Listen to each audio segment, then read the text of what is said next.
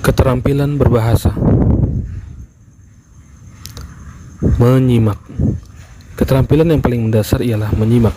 Setiap orang tentu melakukan kegiatan menyimak, mulai dari mendengarkan berita, cerita, dan berbagai informasi lainnya, baik melalui televisi, radio, dan lain-lain. Menurut KBBI, menyimak adalah mendengarkan atau memperhatikan baik-baik apa yang diucapkan atau dibaca orang. Menyimak berbeda dengan mendengar.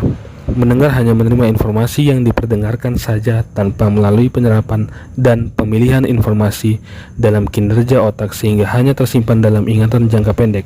Sedangkan menyimak adalah sebuah proses penyerapan dan pemilihan informasi dalam otak sehingga disimpan dalam ingatan jangka panjang. Berbicara.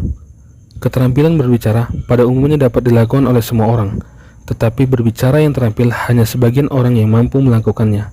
Berbicara secara umum dapat diartikan suatu pencapaian maksud atau ide, pikiran, isi hati seseorang kepada orang lain dengan menggunakan bahasa lisan sehingga maksud tersebut dapat dipahami oleh orang lain.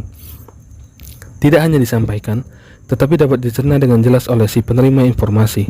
Bagaimana caranya menyampaikan ide atau gagasan dengan baik?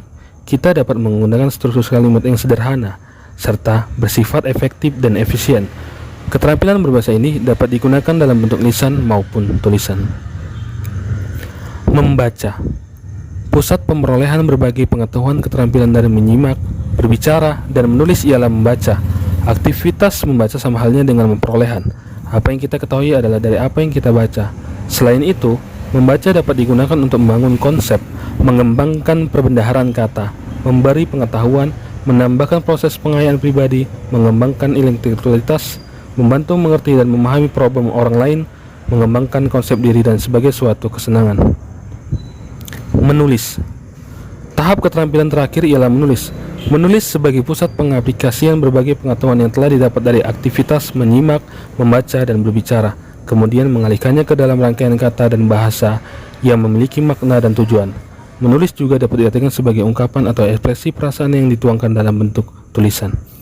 Orang yang gemar, pandai, dan telah menulis berarti ia telah mencoba mengaktifkan indera yang ada pada dirinya melalui apa yang ia lihat, dengar, rasakan, cium, dan raba kemudian teraplikasikan ke dalam rangkaian kata dan bahasa.